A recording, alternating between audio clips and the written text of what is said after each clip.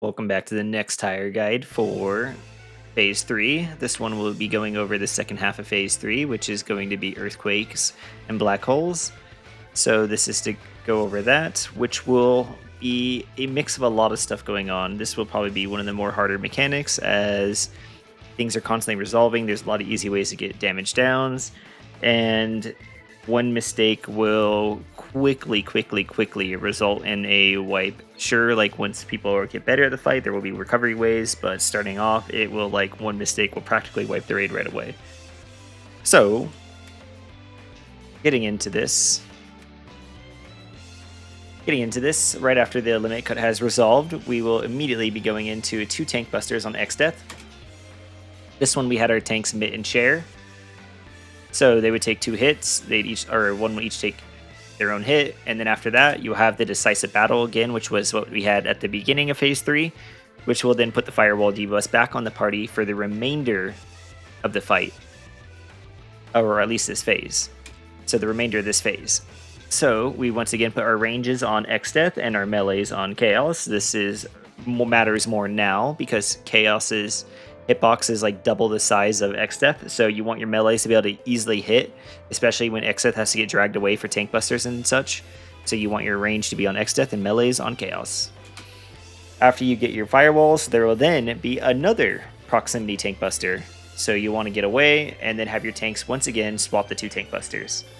At the same time, you will see Kefka is making himself cast Max, which is going to make him large, and Chaos is casting Earthquake, which then applies a bunch of debuffs to players. So there is 10 new debuffs on players, not counting the first in lines. You will be able to see the 8 players have like a different timer debuff with a different with the Thunderbolt going through it. They need to die to be able to cleanse it. So once they cleanse it, they will die. They will cleanse the debuff, and then they will set off an Earthquake raid-wide. The other debuff, which you can see 2 people have at 12 seconds, they need to be healed to full or they will die. So you need to heal them to full, and you don't want to heal both of them to full at the same time. So it'll always be on 1 DPS and 1 support. So for us, we always had our support, one got healed to max first, and then we healed our DPS 1 second. And then now looking at the first in lines, second lines, and third in lines, you can see that those correlate to the little thunder debuff that you see above them, the little rock one, and it's called Primordial Crust, and that is because when those expire, it will expire in those order. So you want the first in lines to get rid of their debuff first, second line get rid of them second, and third get rid of them last, because the first in lines won't have the duration on the debuff to survive until 2 minutes later to cleanse their debuff. Now, the big trick to this is that you have to slowly space out your deaths throughout the entire phase so that you don't have 2 raid wides go off at the same time, causing an enrage. Or not an enrage, but a wipe. So the way that you are intended to die in this mechanic is that you want to get hit by a black hole 3 times, the lasers that are emitted from them. After being hit by them 3 times, your character will be killed, and then that will cleanse your Primordial Crust. You're not supposed to die in any other way, because there is exactly enough lasers to resolve everyone's debuffs properly.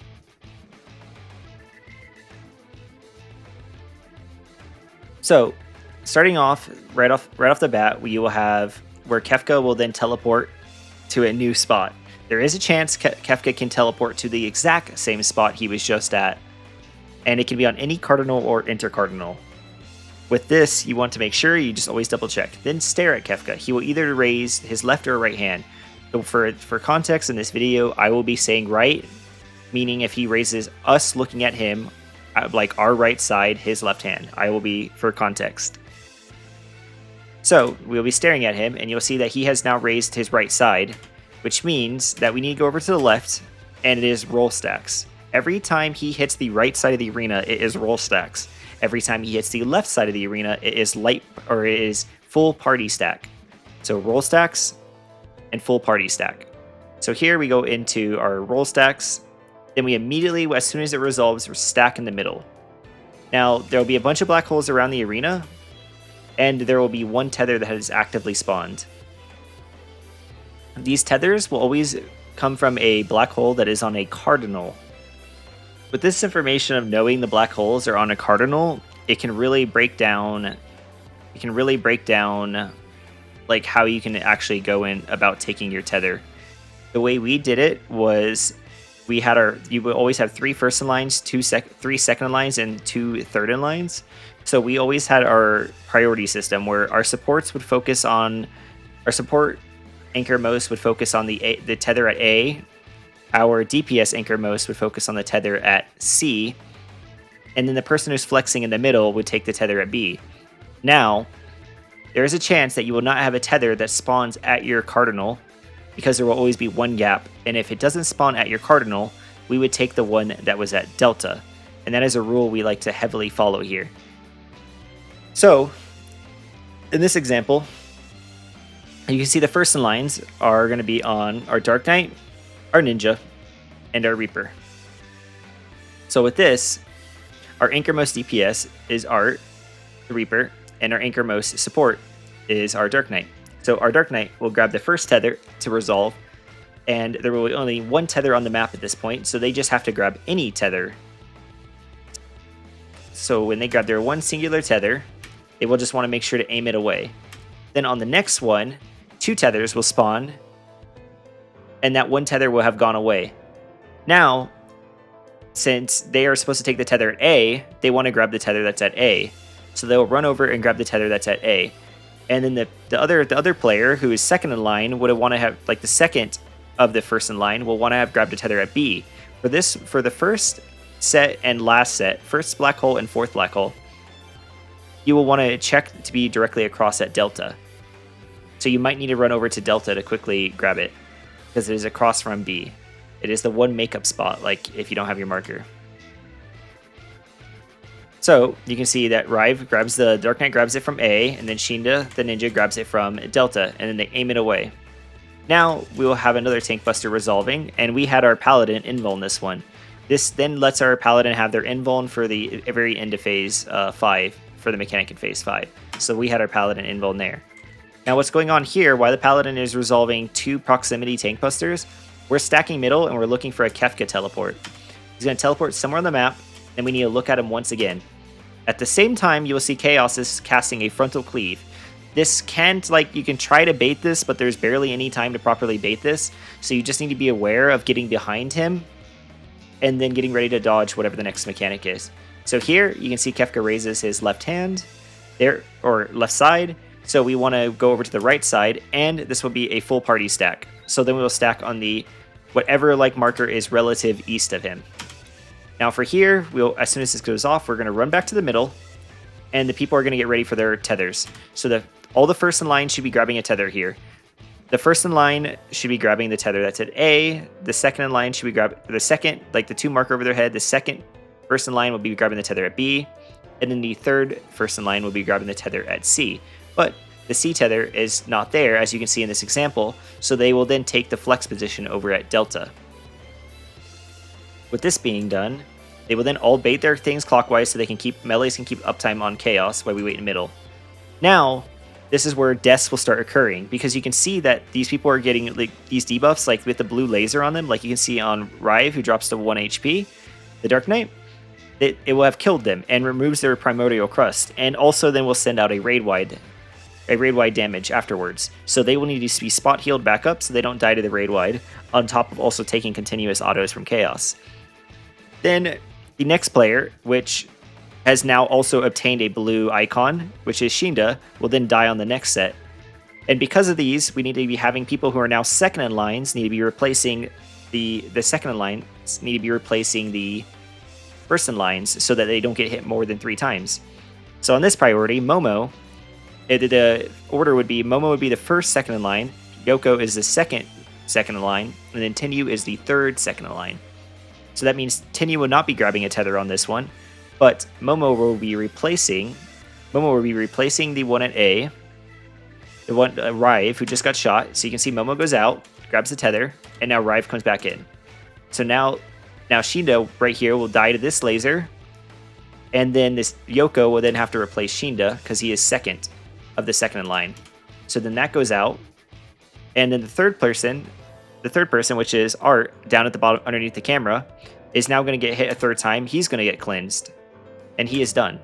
If you are ever the third first in line or the third second in line, you just take all the hits. So now we go once again go behind. We go behind Chaos. As you can see, Chaos like starts to cast this pretty much while we're still resolving the mechanics. So it gets really hard to proper like bait this if you wanted to, because he's casting it like as soon as the lasers are resolving. So you have to be aware of this.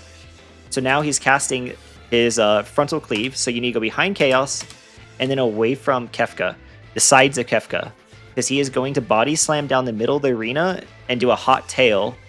So you need to be out to the sides of the arena. Because you'll see right here, boom, he will squish the arena, and then you need to be off to the sides. At the same time, you will see Xdeath is now casting another Thunder 3.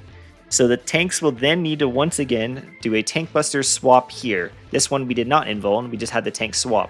So the rest of the party can then return to the middle of the arena as this is actively resolving, so that they can get ready for this third set of black holes. Now in this set of black holes, this will be all the second in lines will be taking all the tethers from this set. So on this priority, Momo will be going to A, Yoko will be going to B, and Tenyu will be going to C. And if they don't have a respective tether there, they grab the tether at Delta. And then the chains you can see on the middle of my screen, we have as our third in lines. So our third in lines will then start to need to replace like Alpha and Beta.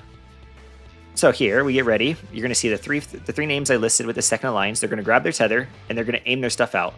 This one is all like at their markers. There's the black holes are at A, B, C, so no one has to go to D. So when the first shot goes off, Ken will be replacing Momo. So right here, Ken will then go to replace Momo. When the second shot goes off, Aya will be going to replace Yoko. And then, when the third shot goes off, which is on Tenyu, nobody replaced them because they are the third in the prio, so they take all 3 hits. You can see, boom, all 3 hits. So now, we're gonna get ready. Chaos needs to be centered, and he needs to be aimed at an intercardinal of relative north Kefka, because he is going to now cast his longitude latitude. And you need to get ready to dodge that, on top of getting ready for another hand cleave from Kefka. So here we can know it's latitudinal, so we know that it's going to be standing in front and back of Chaos. So when done properly, it should overlap, the halfway point should overlap the east-west relative cardinal markers. So here, we're going to move in front and back of him. I see that he raises his right hand, so I quickly run to his front. And then it's going to be roll-based since it's a right side cleave.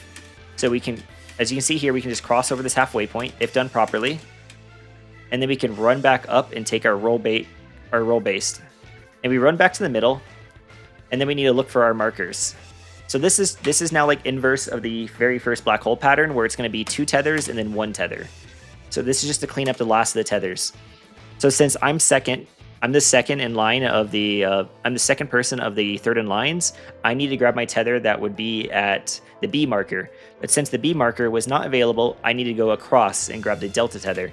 Ken, who wanted to grab the tether at the Alpha is not available, so he needs to run and grab the one that's across from him, which would be the Charlie marker. So he aims it, shoots it.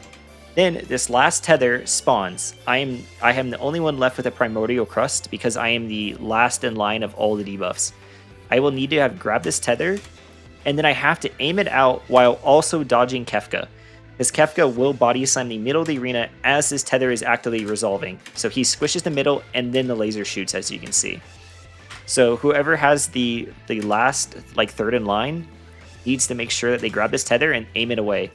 And the rest of the party just needs to actively get ready to dodge. You can go to the same side as where the tether is aiming, because it's more important to dodge getting damage down from Kefka. You just have to be aware that this player needs to aim this laser outside to make room for the rest of the party.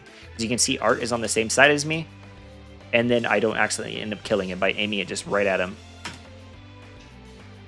So, going into the last part of this mechanic, Kefka, instead of returning to the edge of the arena, now decides to get up and float above the arena. With him floating above the arena, we now treat this as our new relative north. So here, you can tell what our new relative north is going to be as soon as right here. You can see that he is actively at the 4 marker. So 4 will be our new north. So for this, we will send DPS south and tanks north. Or not, tanks and healers north. They will then center Chaos to make sure that the melees can still hit Chaos a little bit. And then we'll have to drop 2 puddles, because you can actively see that Xdeath is casting Blizzard 3. With Xdeath casting Blizzard 3, we will need to break into our left-right, which is going to be our light parties. So you can see me and Art, which is a light party, is for us, group 1, and over to the left is group 2. And then up on the top side, which would be Ken and Momo, is group 1, and then Rive and Yoko is group 2. They break over, like relative looking, so like east-west relative. You will then drop a second puddle, and one group will have to go middle. So for here, you can see that it's on DPS. I'll replay it right here. This one plays on DPS. So we know that DPS is middle first, towers second. Supports is going to be the opposite. They will be towers first, then stack middle. So we stack middle, and then we have to get ready. This stack resolves on the left side at the same time the tower on the left side resolves. So the left side group, like for our group 2, can go immediately into their tower. For us, group 1 needs to wait because there is a delay. He stomps late. So you need to wait until that stomp goes off before you can step into your tower. So once again, to go through it, group 2 can immediately step in, group 1 it needs to delay. These hurt really badly, by the way. But the good thing is they're all magic damage. But if done properly, both bosses would be casting a new ability, or another ability. You will have Xdeath is casting Blizzard 3. He is also now tethered to the black hole, as you can see in this example, which means this is now a motion. So you need to keep holding W and running around the arena so that you don't get frozen. And then for this, on the other end, you can see that Chaos is casting Big Bang. And what Big Bang does is it makes these stack markers explode a second time, dealing lethal damage. So this can only ever be Blizzard, and this can only ever be Big Bang. So now we'll go here just running around in a circle, actively trying not to get frozen. And then we want to burn down Chaos.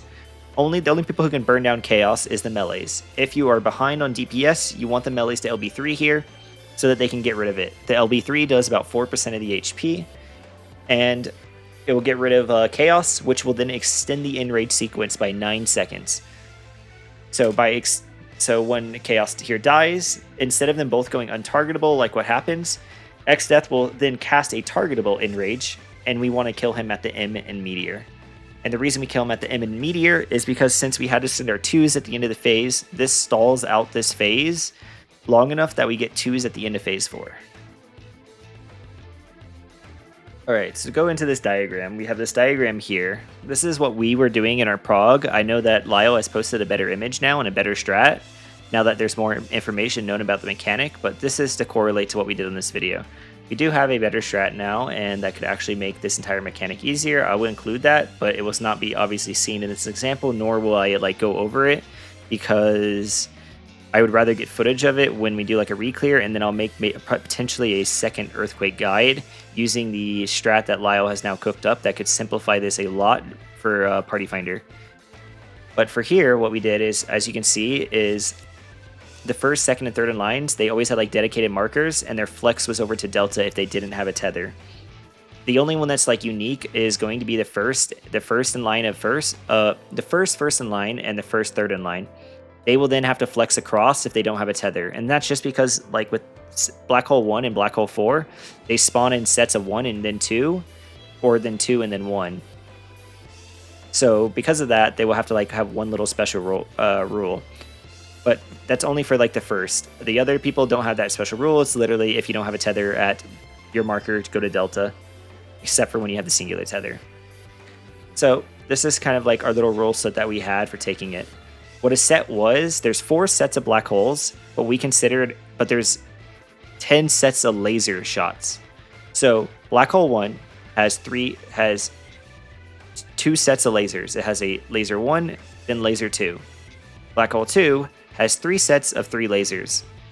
So that would be set 3 to 5. Then on Black Hole 3, it is the same thing as Black Hole 2. It is 3 sets of 3 lasers. The same black hole will shoot 3 times. and that would be set 6 to 8. And then now it's inverse of the first black hole on black hole 4, where it's going to be 2 shots and then 1 shot. 2 tethers and then 1 tether. So that will then have to make it so you have to invert what you did earlier, which is why like the whole A to C rule is on like the first, like the top and then the second to bottom, and not like the top and the bottom. So yeah, that's pretty much it for this mechanic. It's a lot, it's overwhelming. There's a shit ton of stuff going on in this phase, and it is overwhelming. There is a better strat that Lyle has made, but I wanted to just like get footage of that when we do a reclear, probably for a 9th or something later this week, and then I will go over and make another guide for this. But for now, this is kind of like a quick rundown of this like mechanic and phase, as it can like give you a lot of free DDs, and it can be really easy to fuck up. Careful now.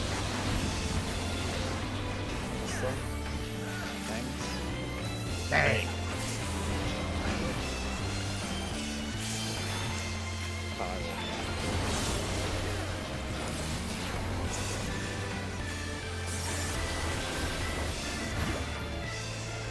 I've got big ambitions and a big attitude.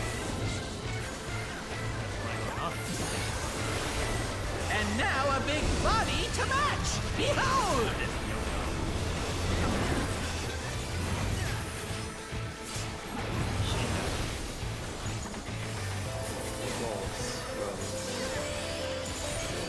Take this and that and one of these. That one is coming. Set one.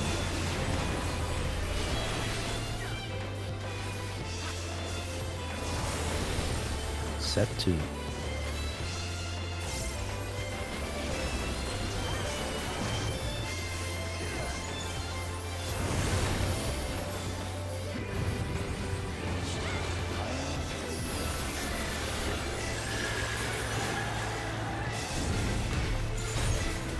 Set 3 is coming.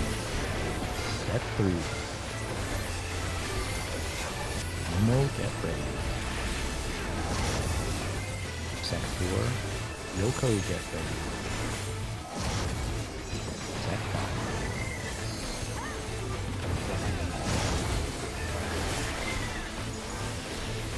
And kaboom!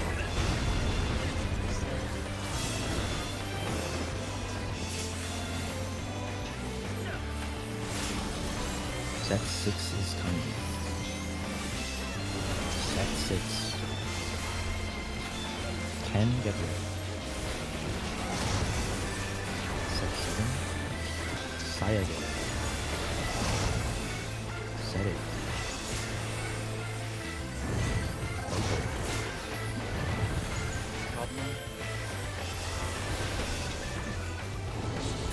Come back.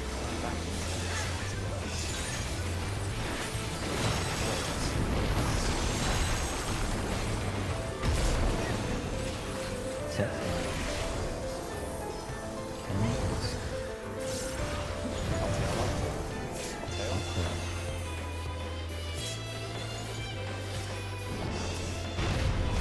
Neutral.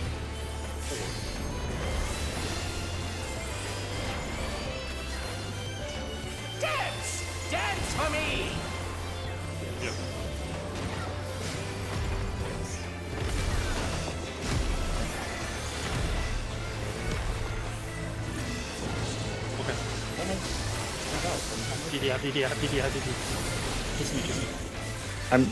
You get the rest or no? Oslo, we need a kill in one.